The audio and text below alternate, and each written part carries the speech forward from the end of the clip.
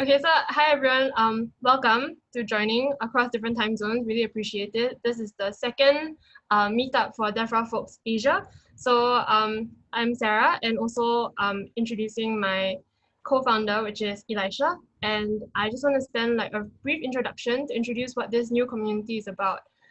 So here we are all either DevRel professionals who are doing developer relations in some form or way in our daily job. But we also have people who are enthusiastic about the community and who might possibly be interested in developer relations as a profession moving forward. And so we started this community because we think, it's pretty new in Asia. It's a pretty new profession that I think a lot of the industry still has yet to understand.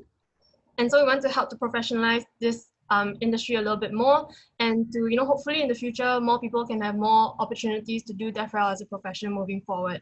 And so we welcome everyone to share learnings across Asia, because we're still very new and we can take all the learnings that we have across Asia. So if you're tuning in, feel free to unmute yourself and join the Q&A sessions or join in the open mic track towards the end as well.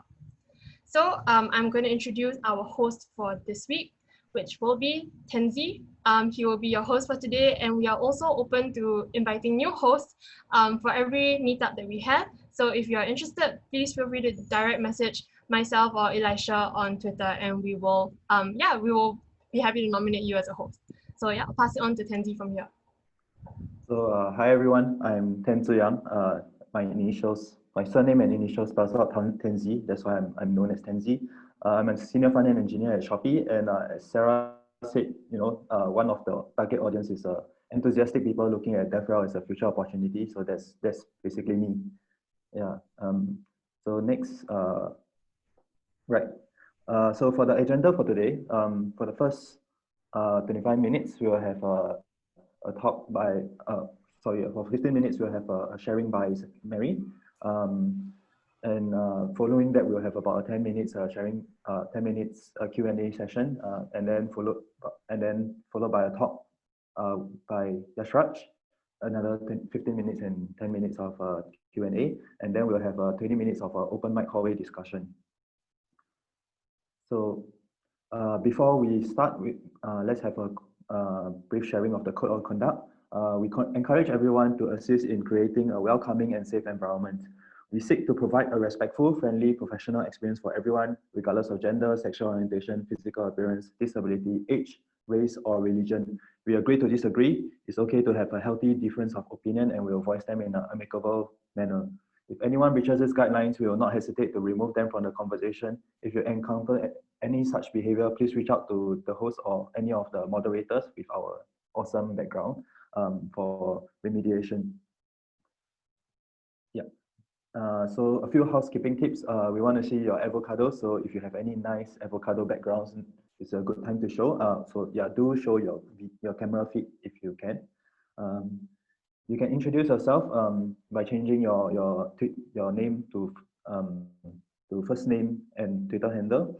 And also after each session, please join in the Q&A.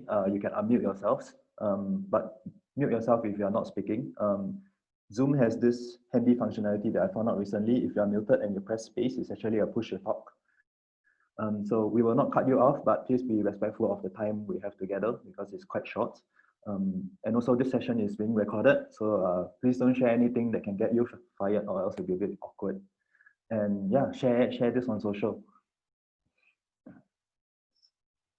So okay, so next we would like to invite Mary to share about her talk. So Mary, in case you don't know, is a director of developer relations at Camunda.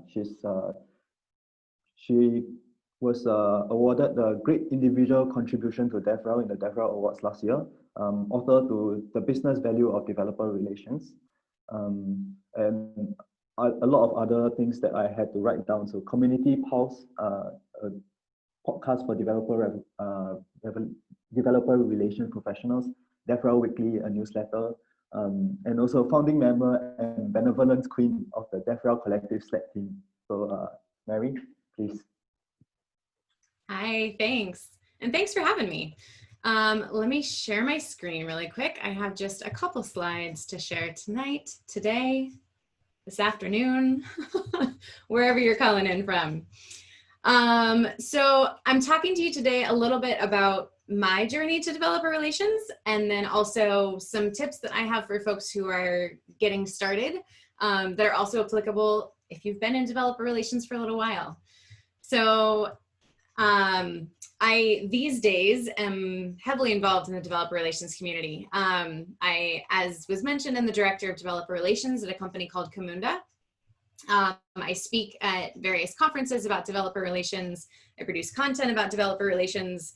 I'm really passionate about this topic and about this industry and about pushing things forward, but it wasn't always that way. I rarely meet people who come out of college knowing I want to be in developer relations, although that's becoming more common.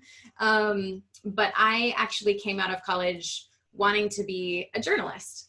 I grew up writing a newspaper for my household. I had another one for my broader neighborhood.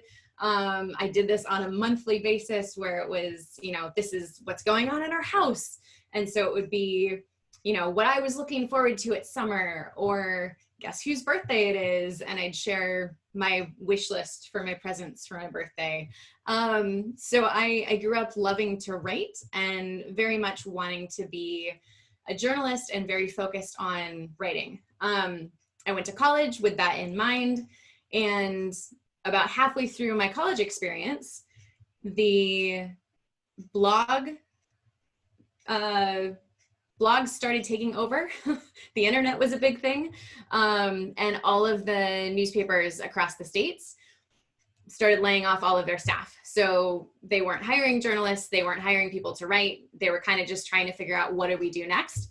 And as I see these days, like all good tech companies, when something doesn't go your way, I pivoted and figured out a new way forward and landed a job at this little company called O'Reilly Media. I loved the storytelling aspect of writing, and that was what had really drawn me to writing all along.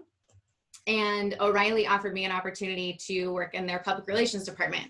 So I was writing press releases, which are kind of like newspaper articles, but doing a lot of research, doing a lot of learning, because I was not a tech person. I didn't have a developer background. I didn't have a technical background.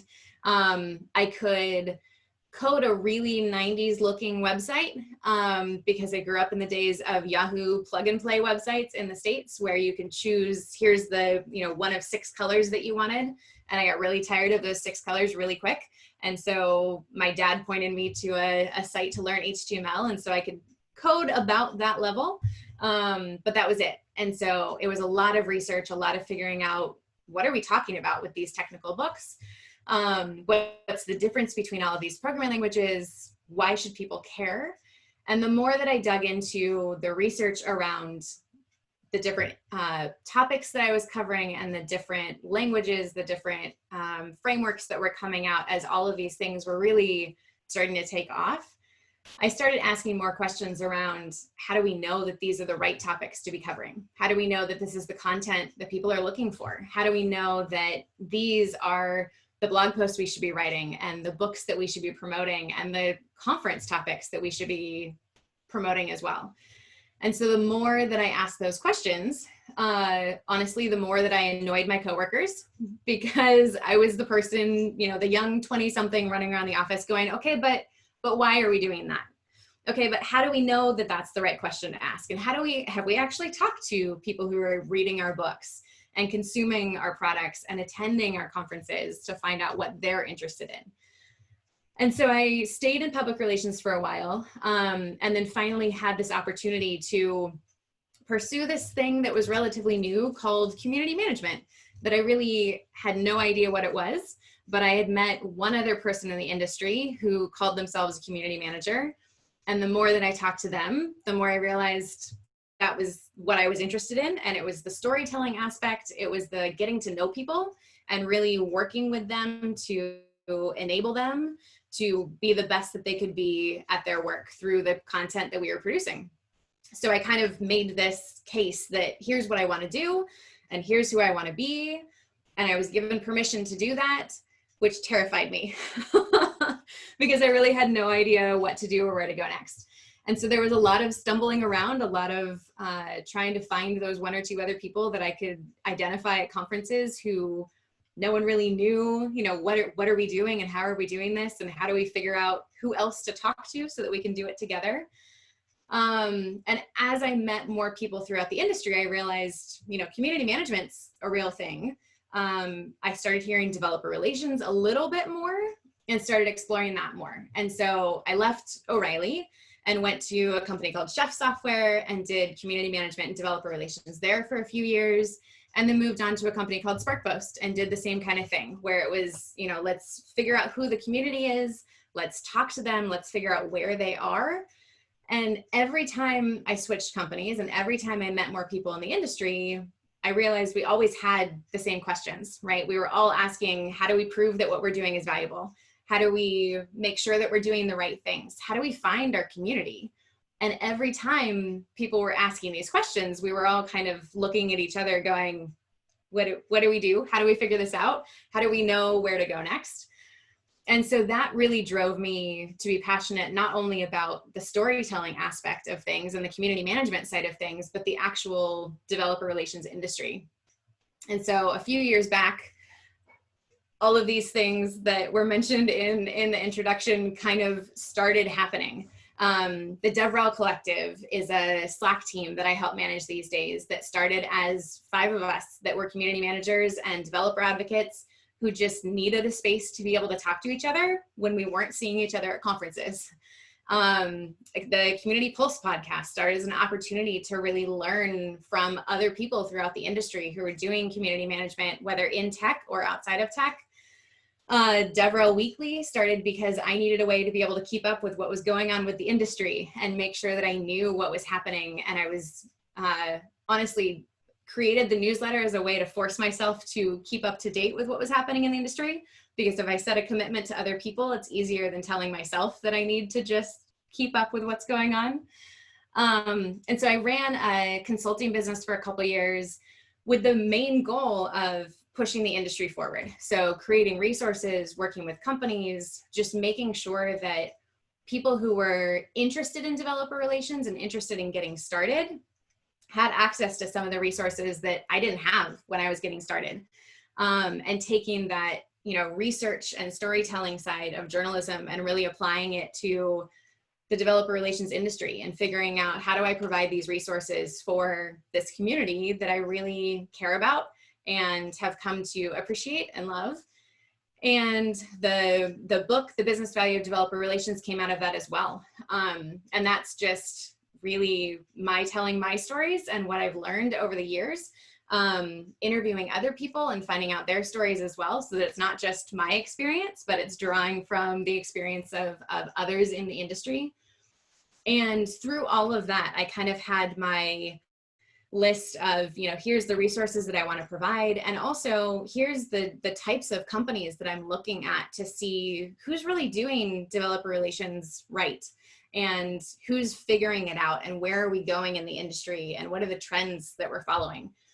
And along the way, I had a client at this company called Camunda.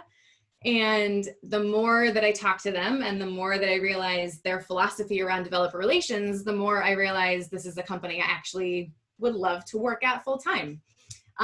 So that's where I'm at these days. I am still producing content. I am still super passionate about the developer relations industry, to a point where actually 20% of my time at my full-time job is dedicated to resources for the broader industry, which I love. But it all really stemmed from that storytelling and journalism background and the research side of things. And then wanting to be able to give back not only to the technical communities that I'm engaging with for my work, but also the broader developer community. And one of the questions that I know comes up all the time from folks is how do I do developer relations? Like, how do I take what you have learned? How do I apply this myself? What if I want to get into it these days? And there's 3 main things that I always tell folks. The first is listen. Before making any plans, before making any goals, always take the time to listen. And there's 3 main groups that I recommend that people listen to. First of all, listen to your company stakeholders. And the stakeholders are literally anyone who has a stake in what you're doing, anyone who cares about what you're doing. So that might be, you know, the top level senior leadership at your company. It might be people throughout your company who are really interested in developer relations and really passionate about open source or really passionate about the technical community that you're serving. But listen to those folks and find out, what do they expect of your team? What do they think you should be responsible for? What metrics are they accustomed to? What business needs do they care most about? And by having those conversations, you can get a better understanding of what your company is expecting of you and really be able to create that story of, here's the needs that I can fulfill for my company. Second, listening to your customers. What are the customers' biggest pain points with your product, right? The people who are already using your product. What are the issues they're running into? Where do they struggle with onboarding? Where does the documentation fail them? What are the major holes that they're experiencing, the major pain points, the major issues? Because that tells you where some of the gaps are in the company as well. So it shows you not only things that you might be able to fix and places you might be able to help the current customers, but those are also ways that you can prove your value back to the stakeholders of the company, right? Because if you're suddenly able to solve some of the problems that the customers are encountering, that's a really easy, what I like to call quick win, that you can say, you know, I listened to our customers, I talked to our customers, here's the things that we are able to fix as a direct result of these conversations. And then lastly, listen to the broader technical audience. So what problems are they trying to solve? What could be done to make their work life easier? Where do they get their content? What technological advances are they most excited about? Because the answers to those questions can really help inform the direction that your company is going in, as well as the goals that you create for your team. So gathering information is the second step. Based on the answers that you've gotten from all of that listening that you've done, you can start kind of making your plan, and you can find the overlapping areas where you can make your product a better fit for both the larger technical audience and also make it easier for your customers to use. And this enablement piece is huge, because once you can find that kind of sweet spot of, you know, this solves the current problem for our current customers and also makes onboarding easier when someone's trying your product out, then you're hitting both of those audiences, and suddenly your impact, the area of impact that you have, goes way up. Another example is figuring out what content you can provide that not only answers your community's questions, but also solves problems for your company's stakeholders.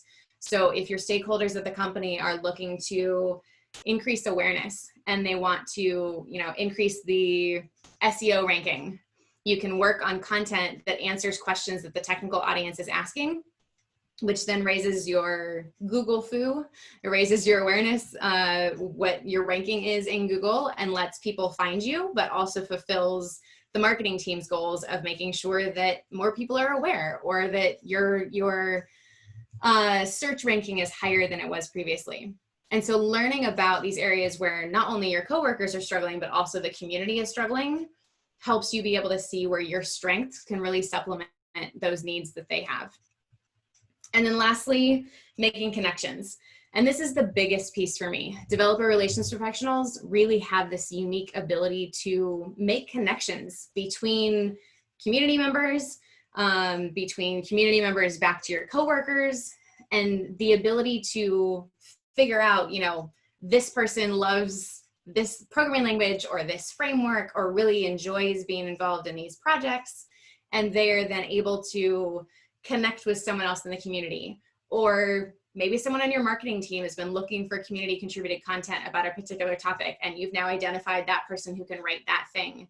Or you're looking for a new developer to onboard, and they love your product and already know your full technical stack and would be a perfect fit on your developer team. But by being able to make these connections, you're making that community a valuable source of information and a valuable source of contacts for everyone around you, your coworkers, your team, and the community that you're working with. And so that unique ability to make those connections, I think, is really what sets us apart from other teams around us. That's it for today. I put a whole bunch of resources on the screen. As was mentioned, I have a blog, I do a weekly newsletter, a mostly weekly newsletter. I will caveat that it's more difficult these days than it has been in a while to keep up with it, but I try and do it weekly still. We do a monthly podcast. The Slack group is up there, and of course my book as well. I had to use this picture on the screen because normally if I am at a conference in person, you will also meet my lovely dog, Ember. He is actually a medical alert service dog for me. I'm a type 1 diabetic, and so he alerts me when my blood sugar is running too low. So if you ever meet me in person, he will likely be with me. And he was trotting into my office earlier today to figure out what I'm doing still working tonight. So he says hi as well. But feel free to anytime reach out to me for more information or resources. I actually just put a new blog post up on my website today about a career path that I put together for my team at Camunda. If you read the blog post, you'll understand why I corrected myself, and that's still something that I'm working on, but referring to it as a path instead of a ladder. That it's a journey that people can work toward new goals. But yeah, so I am happy to answer any questions that folks have. I was seeing the chat button pop up as I was talking there, so cool. Right, so participants, listeners, now you can start unmuting yourself and ask any questions that you may have had and you didn't write in the chat. I think most of the chat were less questions and more comments. So I think Sarah mentioned, before Sarah, I'm not sure if I'm pronouncing this wrongly. Yon Hui mentioned that he, I can't tell the gender, sorry, worked at IT book publishing company like Mary and moved to DevRel Relations team too. So that's quite interesting. Awesome. So Sarah also started with public relations and communications. Yeah. I think that is a common link because I think there's a lot of us who enjoy writing and enjoy educating through content. And so we enjoy the research side of it as well as the engaging with people, and it's kind of the perfect combination there. Right. Yeah, it is. I did have a question for you, Mary. If anyone else has a question, please feel free to unmute. This is just something that came across my mind. I think it was really great about how you showed how we can do DevRel, because I think often when we say developer relations, a lot of people don't understand what exactly it means. They might have heard the buzzword, but they're like, I really don't understand how you can define this. And a lot of the things that you shared are definitely key skills that we use. I use in my day-to-day as well, like listening, identifying needs of the community, and putting it back across to the business. But these are also skills that, for example, the business who might not understand what we do will then ask us like, oh, but don't we have the salespeople to do that? Or don't we have like our research team to do that? So how exactly are you different? And how, I guess, like as a starting point, how do we start a conversation with like the rest of the business around what is the core value that DevRel can give to a team that maybe has never had a DevRel team headcount accounted for? Absolutely. You'll ask me the hardest question out of the gate, I guess, but it's a good one. It's a good one. So the biggest thing to me that I always come back to is that developer relations is the one team at the company whose sole goal, whose sole focus is the technical community. And there are other teams that will talk to people in the technical community. Sales does sometimes, depending on who the buyers are. The product team, if they're doing good customer research, will talk to the developers as well. But everyone else tends to have other agendas, other goals in there as well. Whereas the primary goal of the developer relations team is to make people aware of the fact that the product exists and we exist to help them. We want to enable them to use our product better, and also beyond that, to be successful in their own careers, right? It's not just, we want you to use our product. It's, we want you to be able to solve the problems you're trying to solve, which is a far broader topic than any other department in the company is dealing with. And that third piece is really the engagement. So we're invested in engaging with them, in building those relationships, in making sure that they have the resources that they need and that they're taken care of. And that's unique to me because there's companies that I've worked at where our primary goal as a DevRel team isn't sales. It's not marketing. It's not developer awareness in general, we want to make sure that the people we're talking to can be successful with their day-to-day job. And sometimes that means recommending them to a completely different product because our product isn't the right fit for them. And that puts us in a unique position. And the value then that we can bring back to the company is that as we're building those authentic relationships, we then wind up bringing people back down the road, because the number of times when I've been working at places where someone will come back and say, hey, I talked to your team at a conference and you actually sent me to a competitor. And I was so impressed by that now I have switched to a different company where we actually have a use case for your product. And you're the first people that I'm coming back to, because why would I go anywhere else? Because I know I can trust you to tell me the truth. And I know I can trust you to write good content and take good care of me as a customer. And so being able to make those connections and inform your coworkers that, right, like it's not just, hey, we're speaking at conferences, or hey, I published a blog post, but I published this blog post because I identified a need that our community had because of these questions on Stack Overflow, or because of the conversations that were happening in a discourse forum on this completely different community. And so being able to point out those places where you're truly going above and beyond to solve that developer community's needs, then in the long term winds up being an opportunity for those folks to be customers. And in the shorter term often helps tremendously with share of voice and general company awareness, product awareness, all of those things that really lend themselves more toward the marketing and sales side of things, but that the company is used to seeing as traditional values.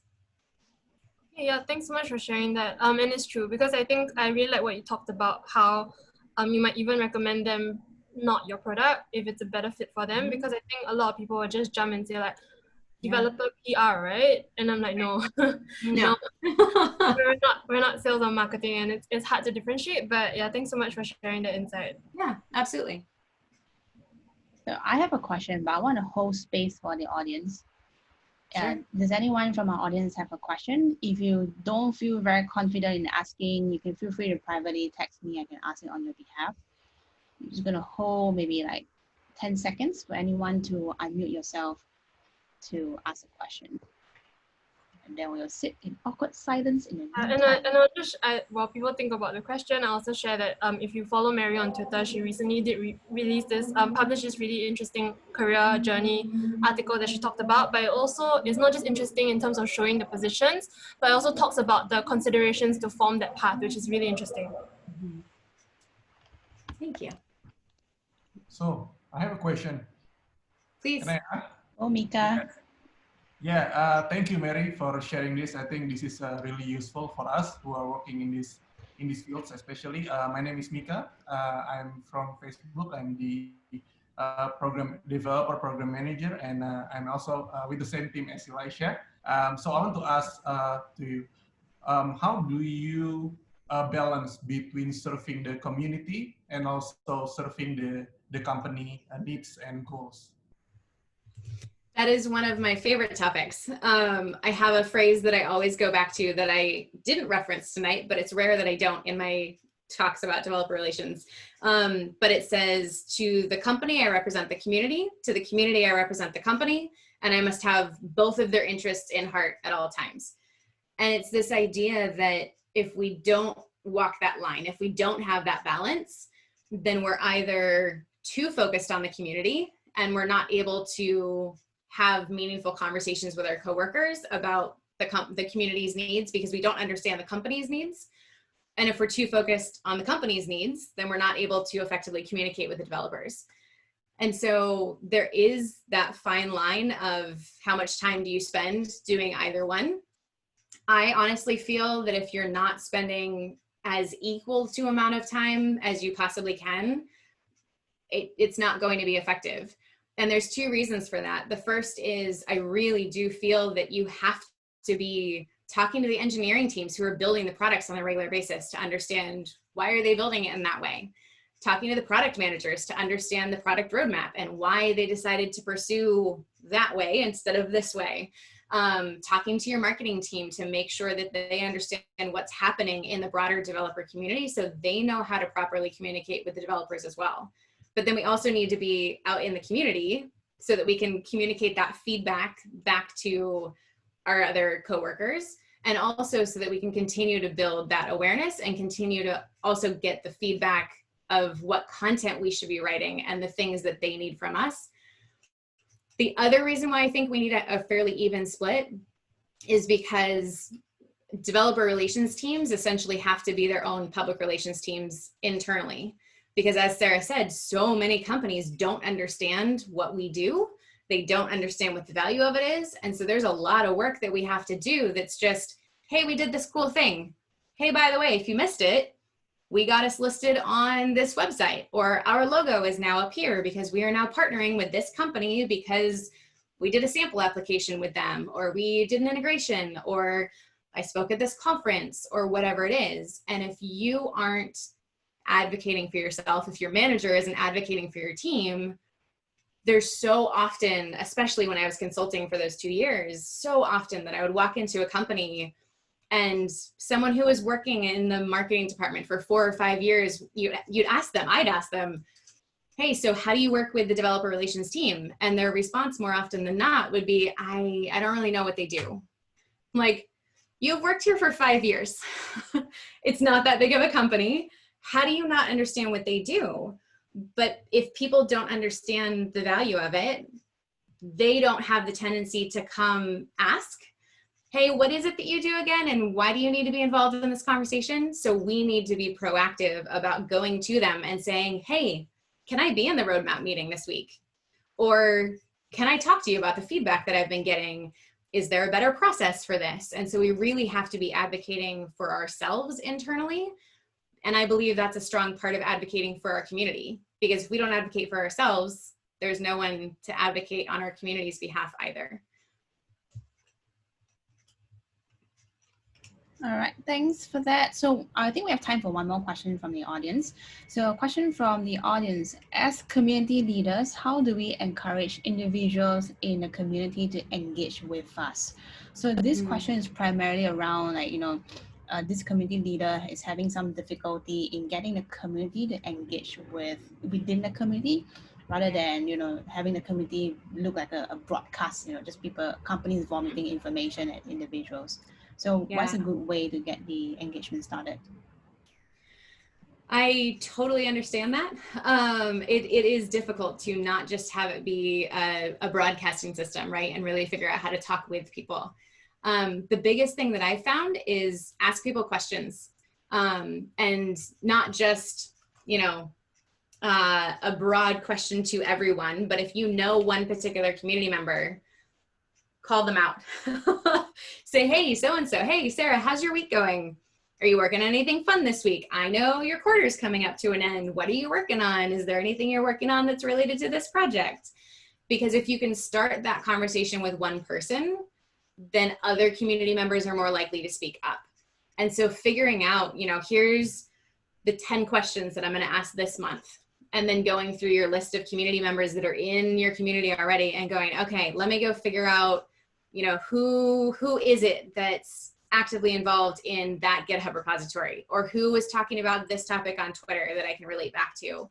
So there's a lot of research that you need to do as a community manager to figure out who is my community, who are these people who are in the community, so that you can engage more fully with them and kind of start pulling them together, pulling those little threads that will force them to respond, or make them feel like, you're engaging with me, I should engage back. Because then, as Elisha, as you start to talk about the projects you're involved in, chances are someone else is going to speak up and go, hey, that sounds really interesting.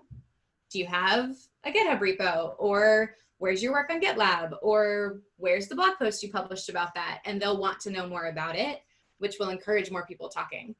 And it really is an issue of getting other people engaging. And once other people start engaging, everyone else kind of goes, oh, I can speak up too. It's not just me that's talking, right? So it takes a little bit of that pressure off. Okay, so thanks, Mary. So yeah, absolutely. Yeah, moving on. So for everyone else who just came in, don't be shy to share your video feed. It is still a meetup primarily. If you like, you can add your social handles after your name in Zoom, and then we can add each other. So next we have Yashraj. He also has a long list of things that I like to introduce to you all. So he has he's India community manager at Progate, and he was a programmer turned community manager, so someone I can kind of look up to. And he does community management at scale. So he manages student developer communities, partnerships, and growths. And he has a lot of experience with the Indian landscape and many programs. And his personal credo is every member of the community has a superpower. It's our responsibility to find that superpower. So Yashraj, please. Yes, am I audible? Is my screen visible? Yes. Yes. So thank you, Tenzing, for the introduction, and it's really great to be here and talk about developer communities, student developer communities. And yeah, so today I'll be sharing a little bit about student developers, how professional developer community managers, they can generate some value, or they can expand their initiatives to student developers if they would like. So I would like to just touch upon few values which they can get out of that. So as Tenzing mentioned, I am Yashraj Nayak. I manage the India community at Progate, and I'm doing community. I'm into communities, developer communities for a while now. In my last company, I was managing a community of hackathon organizers who were essentially students. I was helping them to run their own hackathons in their own campus across India. That was really fun. And in my current company, I am responsible for advocating learners, because Progate is essentially a coding learning platform. So I advocate for them, and I talk to them about different technologies. And yeah, talking about what I like to do, I also like to talk about space personally. So if anyone is space enthusiast, I would love to have a chat. So that is a little bit about me, and little bit background where I come from. So as I shared before starting actually my community role, I was developing apps, mobile apps, and I was the indie dev, if you've heard of that term. And I did not have anyone to talk to, because the technology I was developing on was not very known in the market. There were not many people. So I thought of starting our own community, and it was a Microsoft technical community in Indore. It's a city in central India. And that's how I started doing the community events and activities. And I realized that there is a lot of potential, there is a lot of impact we can create by not just working on technology, but also talking about it. And that's how I started exploring more about DevRel. A few pictures which you see in the top, in the bottom left is me inspiring few kids in an event called Hour of Code. So that's an annual non-profit movement which happens in December. And I was there in a school to inspire them to code. It was a really inspiring experience for me as well, because I hoped somebody was there to inspire me when I was in high school. So the bottom right corner, the HOC which you see, that's an image of our campaign which we did as a citywide campaign. More than 8,000 students were inspired to learn to code in just 1 week with the help of around 50 volunteers. And that picture is up there on the Global Hour of Code website. So that's a little bit background what I've been up to. Today, I want to talk about developer relations and student developer relations, I would say. And I want to share a little story. I want to talk about the value, the takeaways which I have by sharing about one program which we have recently worked on. So this program was called Week of Learning, as Mary mentioned in the previous talk. When I started with my current role, since Progate is a coding learning platform, there were a lot of learners in India who were signing up, but they were not starting to learn. They were not taking their first action. That was sort of the problem which company was facing. On the other hand, I was listening to our community members. What are their problems? So their problem, among especially I'm talking about university students, out of all the problems which had, the major problem which they had was they did not have that confidence or motivation to actually start learning, or start, even if they have learned, to start developing something out of what they have learned. So I tried to bridge this gap by initiating this activity. As the name suggests, it was a week-long activity where they were supposed to learn the fundamentals, and by the end of it, they had their own project made, which they had created. And it was all volunteer-led. There were different volunteers all across India and different campuses who did their own week of learning. We created a framework for them and we trained them how to deliver this. And there's a picture one from such college. More than 6,000 students where they participated in over 40 campuses. This is how, so I talked about like the background, why we came up with week of learning, that because we wanted to give them a motivation. That was the first key. And second, we wanted to give them a space where they can see there are others who are beginners like them, and everyone is trying to learn together. So beginners, sometimes they feel very intimidated when they join the communities where professional developers are there. So, and they really think that this is not the place for them. So we wanted to create that space for them. And as you can see, we started with day 0. It was an offline meetup. Everyone who had registered, they could come there, and we will start with a very motivation filled agenda. And it won't be anything about tech. It will be all about motivation. That was our goal, because it's day 0. We will start the tech at day 1. Day 0 is dedicated all about motivation, giving them as much energy as they can, as we can give them. And then from day 1 to day 6, they learn the fundamentals online on their own on the platform, because they were so motivated. And then on day 7, everyone who actually learned the fundamentals, they were invited to try the hands-on. And there were mentors there. There were presenters who were helping them to do this. And by the end, so by the day 7, they have already worked on their project, but it was not their project. It was something which we had prepared for them. So we didn't want to leave them there. We wanted to give them the confidence. Yes, you have learned the skills. Now you can create your own project. So that's why we added one more competition called Webathon in the end, where a theme was given to them and they were supposed to come up with their own project, and there were prizes to win. So this was a program which we created. Key takeaways were in general about student developer relations and about this activity was this. Students, they look beyond classroom to learn coding and new technologies. Especially there are many gaps which they find between what they are learning in the curriculum. Even if they are computer science students, even if they are being taught coding, they find a lot of gaps between the industry, what are the technologies are coming, and they look for other sources and resources to fill those gaps. So this is one key takeaway which I could understand. Second was they care more about professional growth and opportunities to learn more rather than anything else. So they do not care, they care very less about perks or benefits involved. They care more about opportunities being given. Week of Learning was one such opportunity which was given to them. And I really understood that most of the students, they really care about these opportunities. And this is a really important point to understand, because when it comes to professional developers, it's a really diverse community, right? There are different people with different mindset, with different requirements. It's really hard to create that sort of understand what are the needs. It's not impossible, but it's hard. But when it's come to developers, when it comes to student developers, knowing that, yeah, this is what they care for, that, yeah, all they care for is growth and their own opportunities, it makes little bit easy for us to create, to give value to them.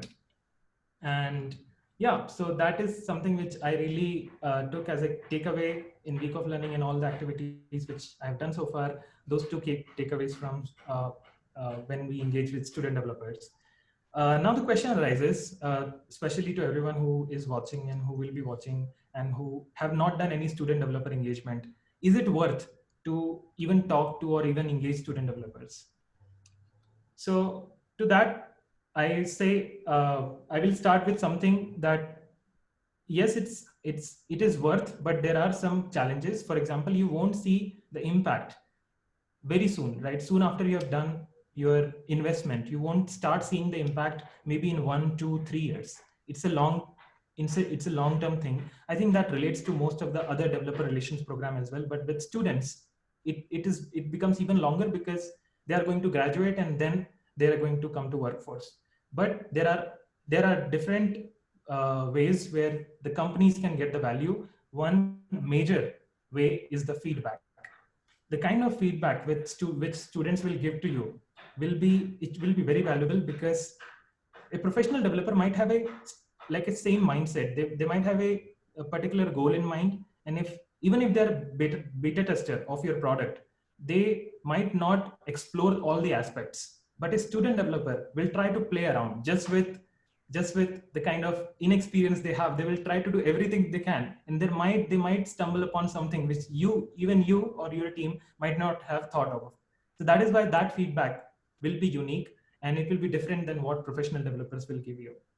And on the other hand, it will be a very good validation, not just the product feedback, very good validation for your documentation as well.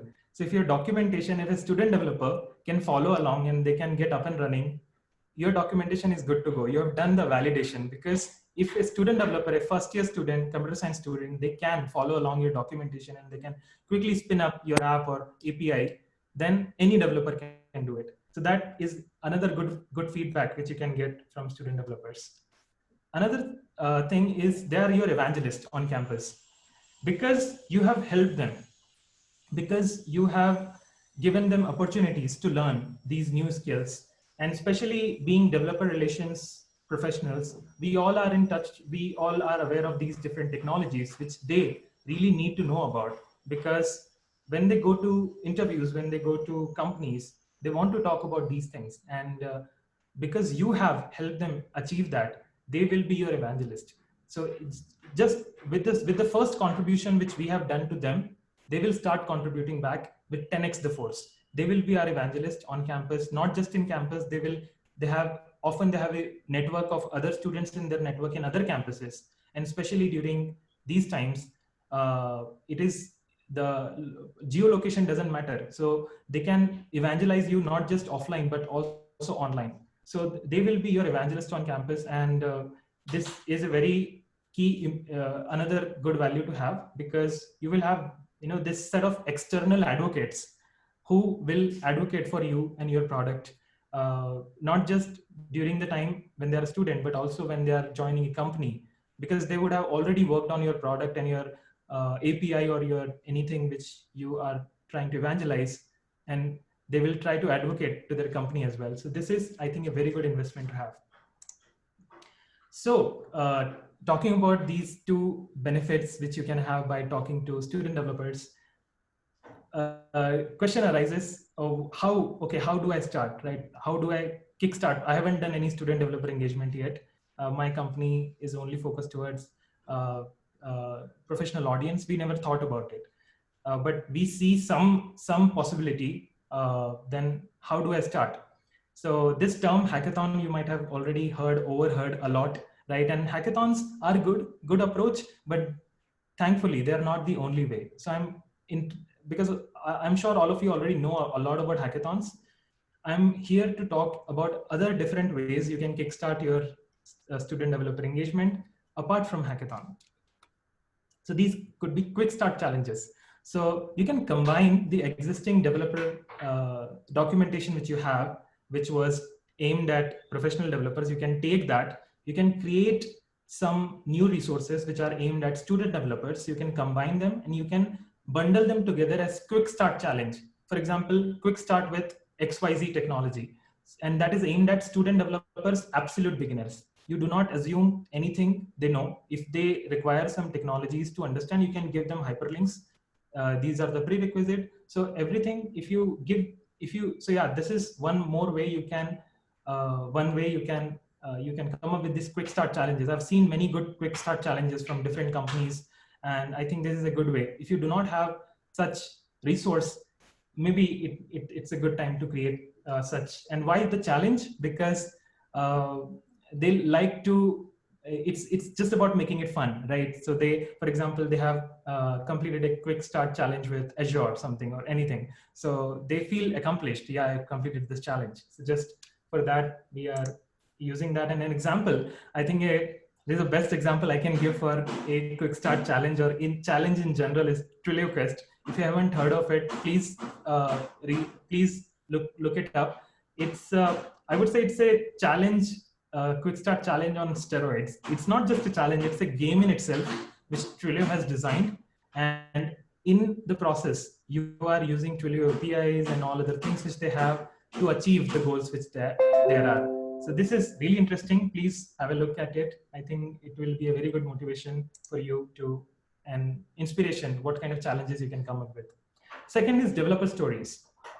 There are a lot of students who will use your APIs, who will use your products, and they will use it for some time and they will get some value out of it.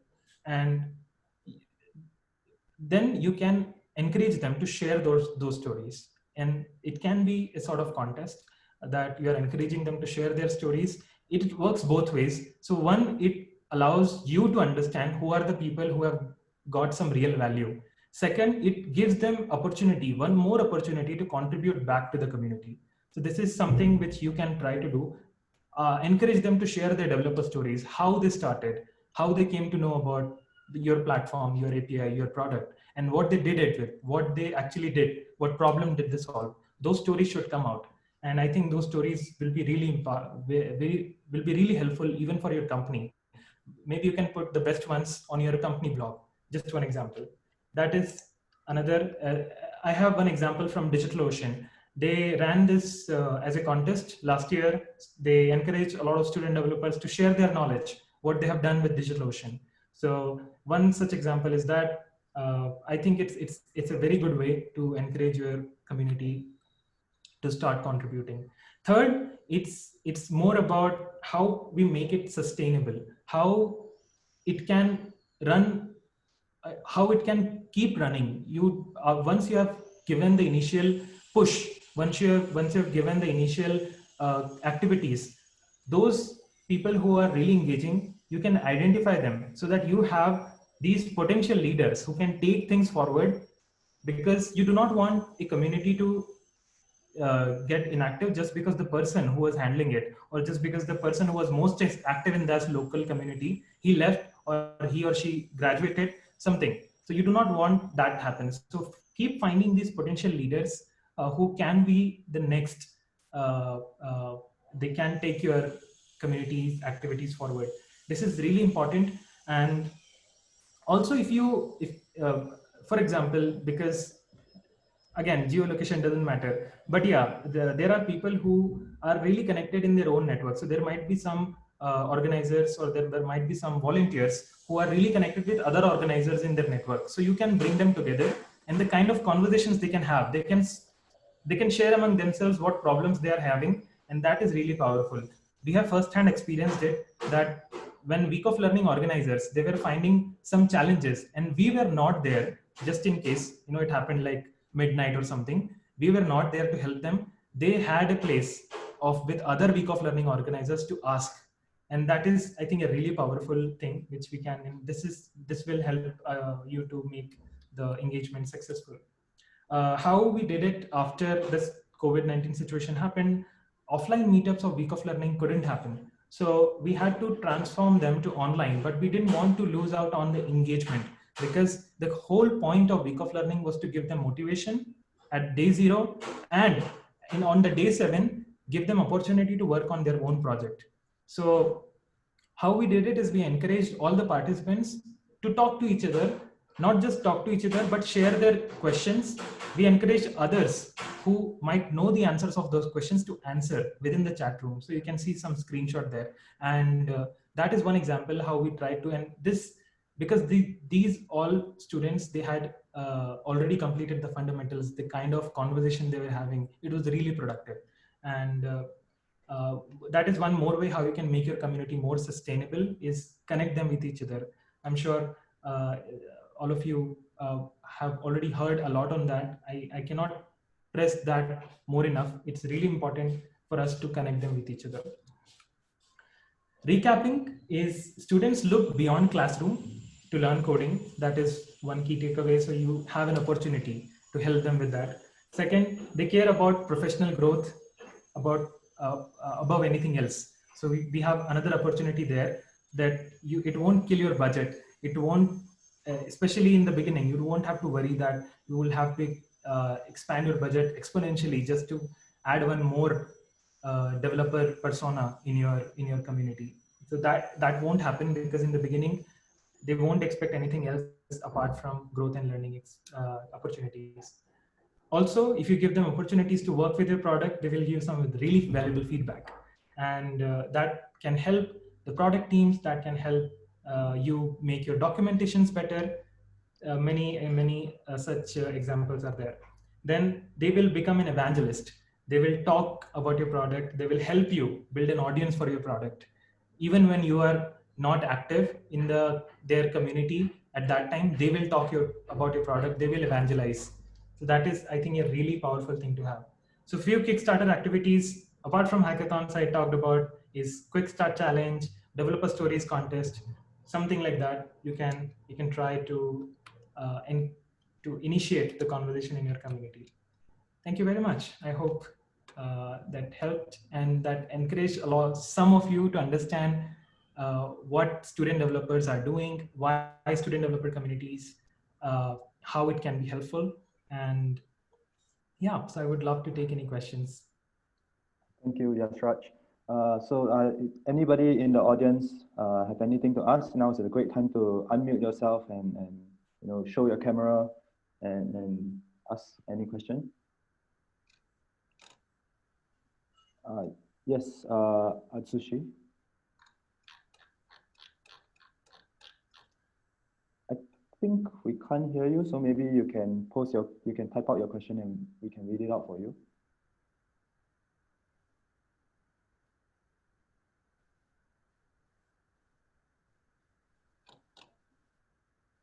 Can I? So, yeah, Atsushi.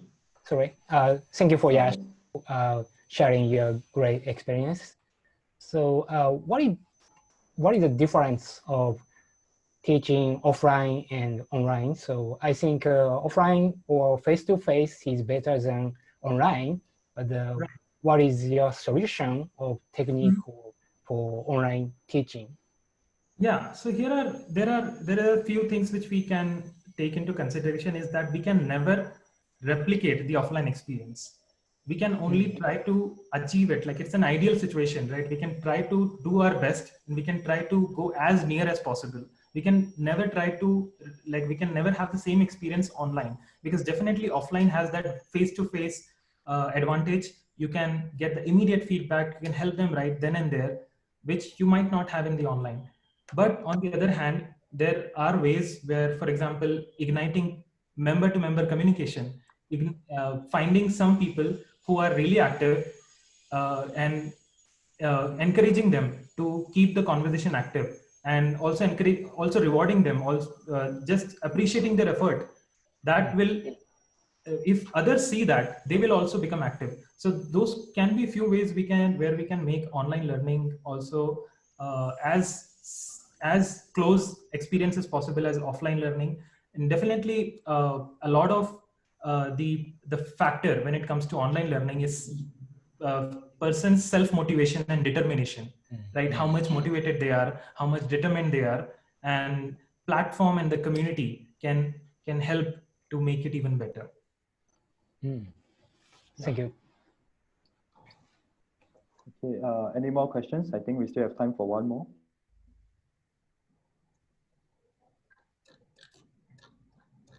Then we can.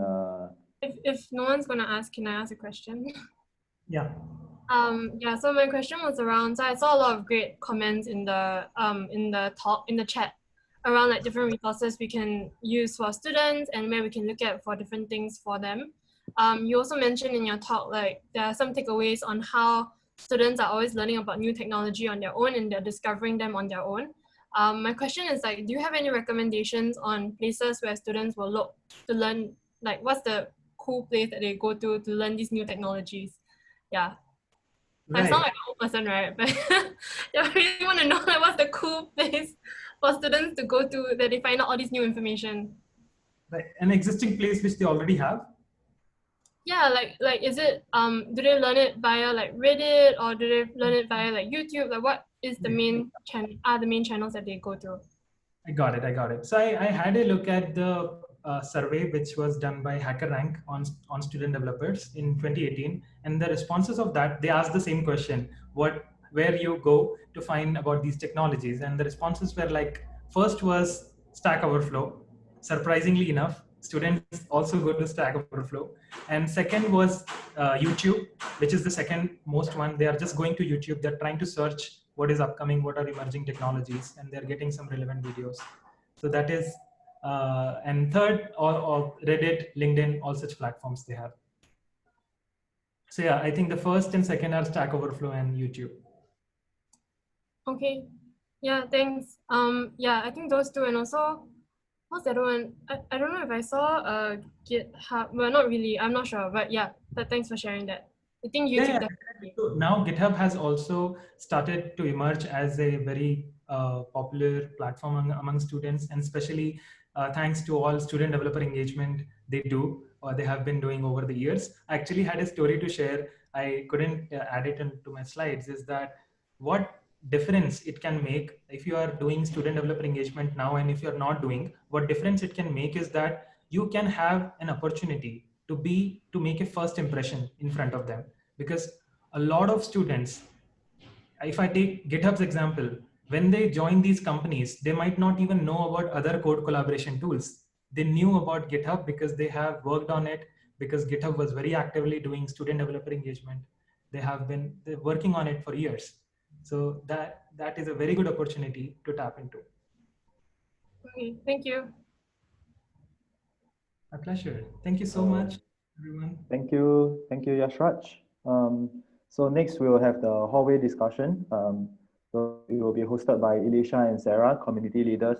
They are DevRel, Dev Programs Manager and DevRel at Facebook and Microsoft respectively, and they will touch a bit on the trending topics in DevRel today. So Sarah and Elisha. Yeah, actually, we're going to do a speed up version because we don't have time for a hallway track. So just be open mic. So does anyone, if they have a job or a new program, a new conference, hint at sushi, please feel free to unmute yourself and share. Oh, thank you. And first, introduce myself. I'm Atsushi, coming from Tokyo.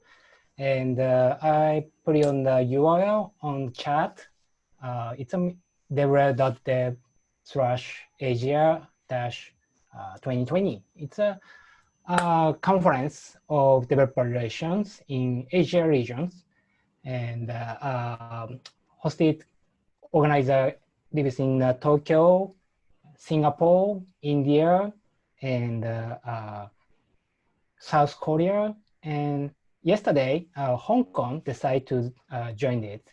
So 5 cities hold the one conference a day, November 14. So it's so many conferences exist in the world. So currently, I hold on the DevRel as 2020, and I also hold on the DevRel Tokyo from 2017. But in this year, there is a pandemic, COVID-19, so we have to cancel the DevRel Tokyo 2020 in this year, and San Francisco has been canceled also. So I want to hold on the online virtual conference in Asia Pacific. So currently, I collected the other cities organizers. If you live in Vietnam, Thailand, or China, or anywhere. So if you are interested about holding the conference together, please contact me. Twitter account is Goofmint, GOOFMINT. So thank you for listening. Yay, thanks for sharing. So Sarah and I are actually helping out. So if you know of any community leaders to help, really just give DevRel folks in Asia a space to come and learn from each other, and also just to help support one another in our same journey that we're on. So feel free to support. Yeah, anyone else would like to want to share anything? Yeah, for anyone new to open mic, you can talk like any job openings that you're hearing about, or if you are looking for a job, or if you would like to speak and are asking for any platforms that are available to host you, or you want to host someone and looking for a speaker, feel free to unmute yourself and share. Right now, I know it's a small community, but we are here to support you.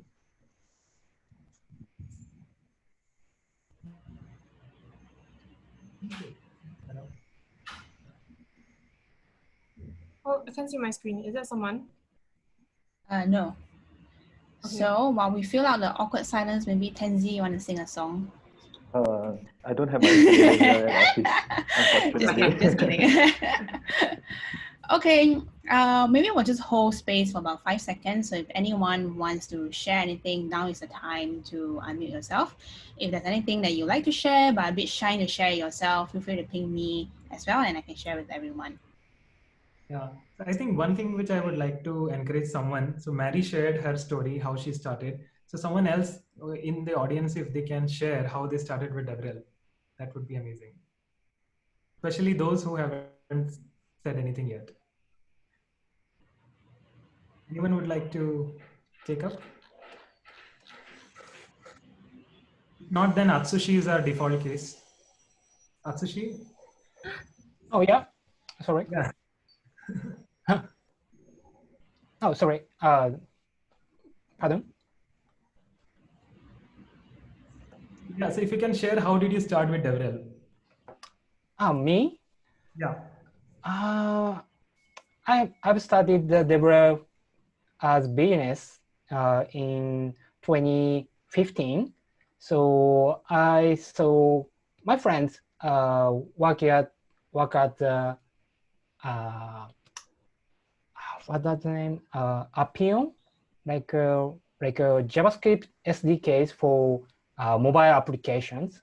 So he's an evangelist of Appium or something. So he tackled to try to make a communities and increasing users something. So I have no ideas what is that, why he did it. So I search on the Google and I asked him to a lot. So he said this is a developer relations, and he want to make increasing awareness or make a community or make a more products something. So I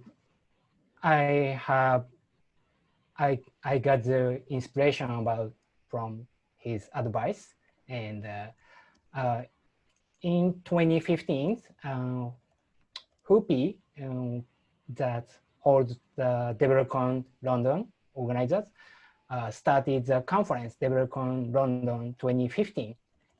I think it's like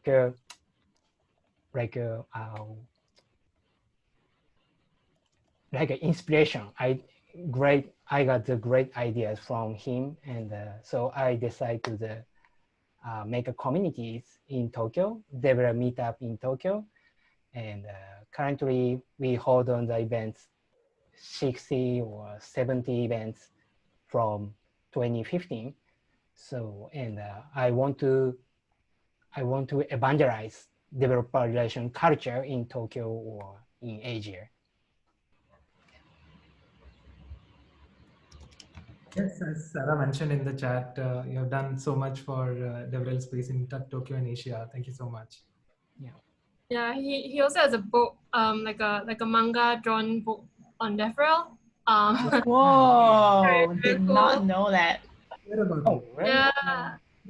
I'll share it. It's I publish it on the speaker deck. Yeah, it will be nice. Please share it. I had an opportunity to meet Atsushi in San Francisco DevRelCon, and he gave me one. It was so adorable. Yeah, I remember that. Okay, so a team photo. yeah, we are a bit over time now, so let's take a team photo and we can go back to work or eat lunch. So for those of you who don't currently have your camera open, would you mind to switch it on just for the photo? If you can. If you can't, it's okay. Yeah, We'll still that's just take fine. Yeah. this way. Okay, we'll go ahead and take it. All right, so let's count. I'm gonna count to 3 to find the angle, find the light. Hi, Paul. Okay, great. Paul has shown his camera on, so yes. Yeah. Okay, let's look at the camera. 1, 2, 3. Done. Okay, and that's the end of today's DevRel Folks Asia. And we don't have a Twitter because, like, you know, it's all very network based, and we really hope that all of you can share more about the next DevRel meetup. We mostly promote it to Twitter, and yeah, if you can just help to share out to grow the community, that would be really great. Yeah, each one of Hey, Mika. A young DevRel, youngest DevRel person. Also join our community. Thank you so much, Sarah and Elisha, for bringing us together. Thank you, Mary, for that great session. Thank you for yours as well. It was fantastic. Thanks for staying up late and waking up early. Yeah. Thank you, everyone, and we'll see you everyone. next time. Bye. Bye. Bye.